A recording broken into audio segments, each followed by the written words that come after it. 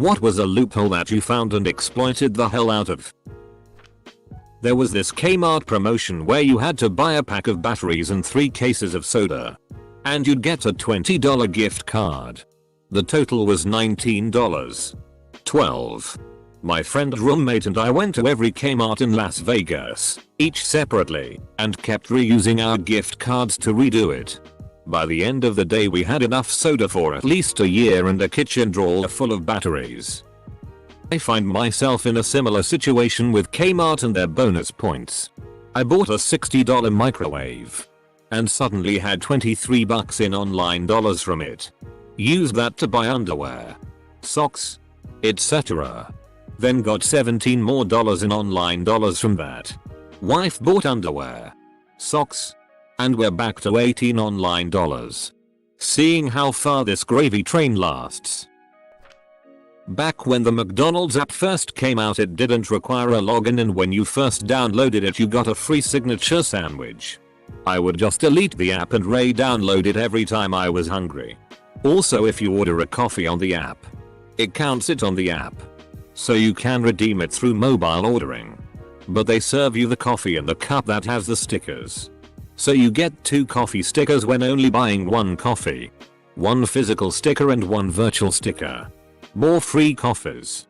It's even better when they do the $1 any size coffee promotions. In school in a geography class once we were playing a little game where you were assigned a country with a few resources which grew in value based on the number of them you held. Realized the rules doubled agricultural resources every payoff but only really added 20% value to industrial ones. Even though that 20% of value is higher than 5 agricultural resources. A doubling of your value is a doubling. So I traded all my industrial resources for other people's agricultural ones.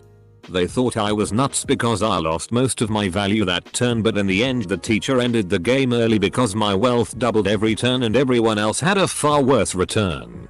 Since we were playing as countries and I had started as Ecuador, the game was ended because I was a turn away from becoming the biggest economy in the game, beating the US, and completely ruining the point the game was trying to make, and that starting wealth leads to ending wealth. Screw that. I make Ecuador the world's economic powerhouse. My university printer system. Send 2 documents to the printer. First one is a single page. Second one is the long document you actually want to print. When you go to the printer, you select the first document and delete it. The second document moves up and gets selected, but the price doesn't get updated. Print out as many pages as you want for the price of a single page. It was their own fault really, getting us to print out 20-page state diagrams when we could have just as easily handed it in by sending them a file. This was a long time ago, and the bug was fixed, but only shortly before I graduated. Played a page 2W mobile FPS game. Figured out you get 6,000 plus premium currency if you hit a certain button in settings. Gave myself 1 million premium currency and proceeded to be invincible and extremely deadly for 1 week before I was permanently banned. Edit. This is the most upvotes I've gotten. Thanks Reddit. Edit 2. Blitz Brigade was the game, so you don't have to comment dive. Got like 25 leftover coupon books from one of our football team fundraisers. At the time I was a teacher coach at a high school. Each book had a coupon for free medium pizza, no purchase necessary. So I ate 25 free medium pizzas the next 6 months. It took you 6 months? Amateur. Around Christmas, a local sporting goods shop was advertising a pistol that I wanted for a very good price, about $500. But the sale was online only. I went into the store to look at their stock, and they had the pistol in question. So I asked for the advertised price, but was told it was online only, so the gun would have to be ordered and shipped. I asked if they price matched from advertisements, and was told that they did. I picked up a copy of their own ad and asked them to match it, which they did. I thought that was pretty good until I saw a sign advertising a Christmas promotion in which you could buy $4.25 gift cards and get a 5th for free. I asked if there was a limit, and was told that there wasn't. So I promptly bought $400 worth of cards and was given $100 in free gift cards. I then immediately handed the cards back for the purchase of the gun. Not sure if it's a loophole exactly, but Kroger, grocery store chain, used to have a policy that if you found an item on the sales floor that was expired, they would give you an equivalent item for free. So in college, me, my roommate, and my girlfriend would go to Kroger at midnight and go through the meat, dairy, and bread sections looking for things that had just expired due to the change in date. I had discovered that they didn't go around pulling newly expired items until around 5:00 a.m. We would consistently roll up to the register with a cart full of chicken, steak, bread and cheeses, all for free. They hated us, but it was their rule. My college had a dining hall with continuous hours from 7:30 a.m. 9 p.m. The meal plan I could afford only gave 5 meals a day with a decent bit of flex money for the various campus vendors. I discovered fairly early on in the school year that if I entered during the latter half of a particular meal's service and parked myself around the midpoint of the seating area with my laptop and a textbook while staying quiet, I could typically work one single meal ticket for 2 full meals plus plenty of beverages. Pretty sure a few of the cafeteria ladies knew what I was up to, but because I kept my space clean and wouldn't cause any fuss, they never told me to leave despite it being against the rules. They probably assumed I was studying, which was accurate maybe half the time. The grocery store ducked up and marked all the Tonight Dough Ben & Jerry pints to $1. They didn't notice for a couple weeks. I ate the shit out of that. Wegmans made a mistake with pre-packaged steaks. Somehow someone had marked these steak NY strips, 8 packs anywhere from $3 to $5 for the whole multi-pack based on total weight. I bought about 60 steaks. I still look for mistakes whenever I go. Not me, but my roommate. He used to go to the casino and buy $10K in gift cards with his credit card. He would then cash out the gift cards and pay his credit card bill with the money. His cash back was pretty insane until the casino made him stop. Sounds like the people who were buying up shitty tons of gold dollar coins with their credit cards, then taking them back to their bank to convert to electric money, then pay their credit card bills with it, keeping all the air miles and cash back and shitty. I have an app for train tickets. So you buy a ticket, then it's in your wallet but waits for you to activate it for use. So I just don't activate it unless I see one of those ticket checker people. Similarly, when I lived in Japan, the train stop, and several others in my line I lived at closed shortly after 8 p.m. with no attendant. There was no turnstile or anything keeping you from just going through. You'd put your ticket on the window ledge or in this box. So if even you were coming from a place that was 2,000 yen, $20, you could get away with buying the cheapest ticket. Not that I ever did that in the 4 years I lived on that train line. Nope. Not me.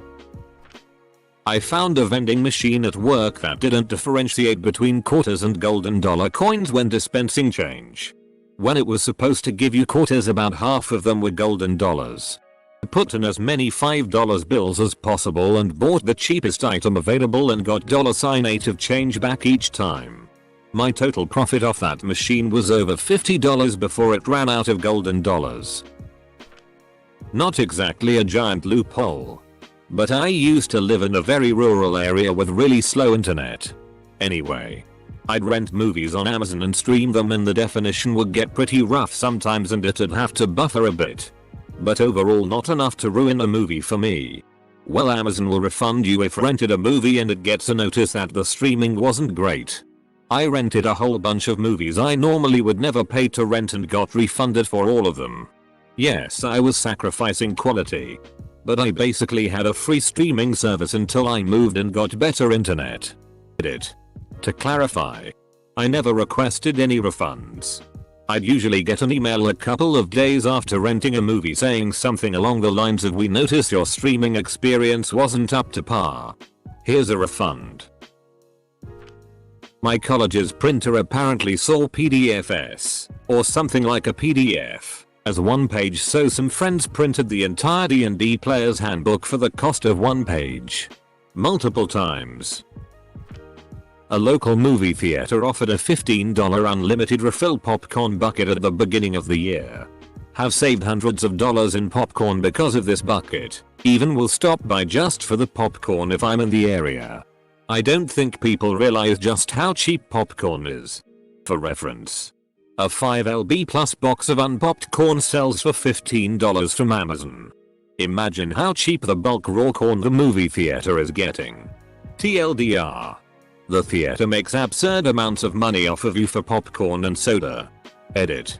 Apparently people have high standards on how long a TLDR should be compared to the OG content. Old call center I worked at made it very clear that calls less than 2 minutes and greater than 15 would never get listened to by QA, which to their credit was accurate the entire time I worked there. All that meant was those of us who had an ashlow we didn't want to deal with could just put a caller on hold for 5-10 minutes for no reason as we looked into that for them, and then hang up the call with no possible repercussions. Never saw how stupid of an idea that was. At least up until the time I left. Oh yes. When I worked at a call center for a cell phone company, we would constantly exploit this loophole. QAs were a pain because they would mark you down for the dumbest thing. Like not thanking someone for holding every single time they came off of hold or saying the word repeat. I have some health issues but I'm also a runner. I run a few races every year. My neurologist knows this and thinks it's fantastic. So he will write me orders for all kinds of shitty compression wear, different support braces, shoes, etc. Because I can get them from the med supply place with a script and my insurance will buy them. I wasn't even aware that I could do this. I see him every 3 months and every time he calls and new stuff for me. My insurance doesn't put a cap on how often I can get new ones.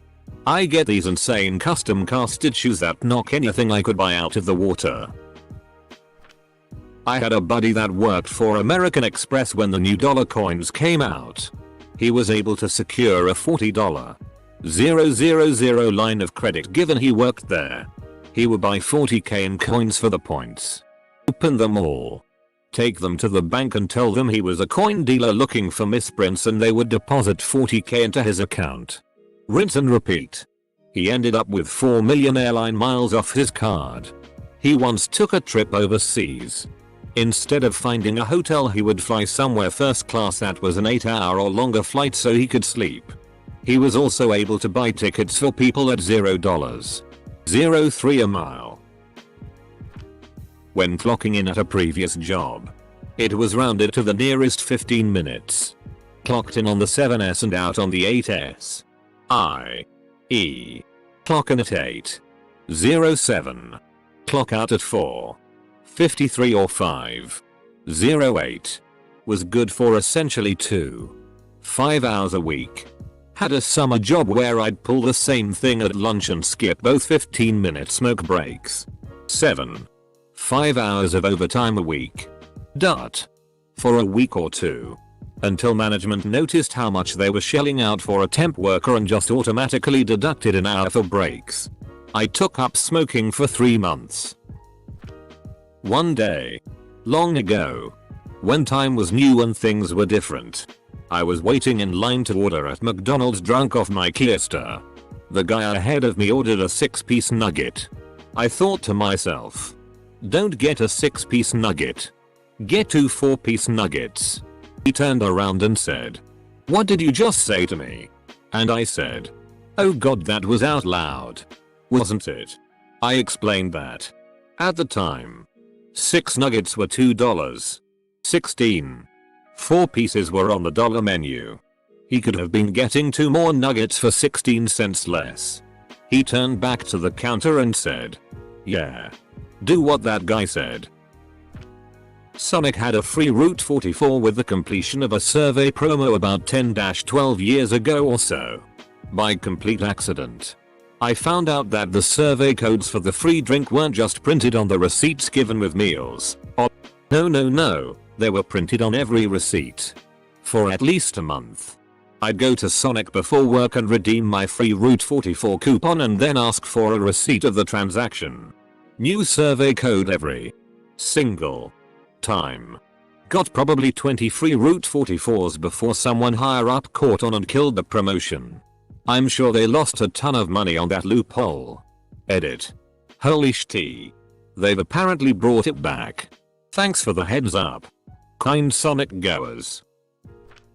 Husband used to work for a local grocery store chain that has gas stations. About 10 years ago they came up with a promotion. Buy groceries.